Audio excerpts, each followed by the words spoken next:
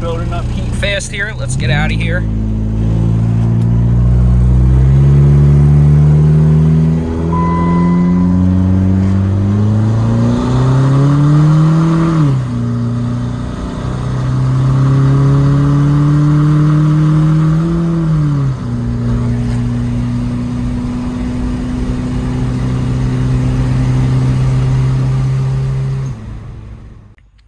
So there's no videos on YouTube about this, and I personally just discovered it too. Too bad my car is all taken apart here, so it won't really matter to me, but I'm going to show you how to get in engineering mode. So you got two buttons up here on your dash, one here, one over here, and all you do is you hold that. Alright, so you see that's our normal menu over there, has all your normal information, and so we're going to push both of these buttons, and you should see it's going to pop up engineering mode. There we are. So this is really cool. So let me change my point of view here. So it tells you the firmware that it was dated, loaded on, parts numbers. I'm guessing that's for your ECU, the software version. Your CAN bus, I'm not really sure what that is.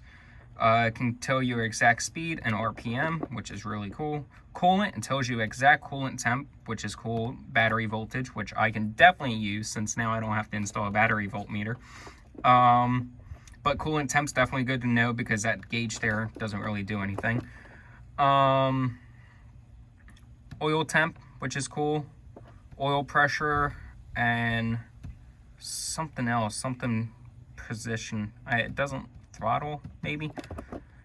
Anyway, I don't have any of those sensors hooked up to factory computer anymore.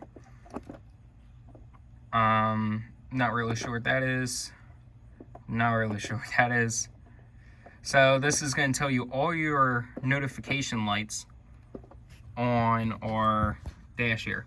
So you see I have my airbag, my seatbelt, and my battery. And so this will go over all of those things. As you can see, none of my airbags are hooked up. This is telling you when your driver lock mechanism goes in place, so it's set to neutral. Not sure what that is. And that. Ambient temp is actually pretty cool, so this will show you the roll data and your average of what your outside temp is running at, or at. Don't know, still don't know. I have no idea what that is. Power top. What happens if we hold it? Let's see. So holding it is how you get the options to change, and just pressing it changes the screen. I don't know what any of this is. Anyway, I just thought it was pretty cool. There is not a single video on YouTube about that, so as you can tell, it doesn't matter to me. I was actually trying to change the horn setup, so when I go and click my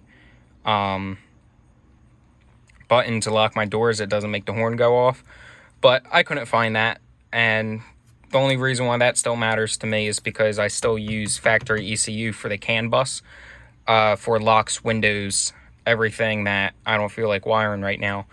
But all my primary switches are up here for the car, so yeah. Alright, short video of showing this section. I forgot to show this, but the battery gauge does in fact work. My temp won't because it's not connected to that sensor, but that is really cool. And then if we go and shut off the car, that is exactly what I needed. That's perfect.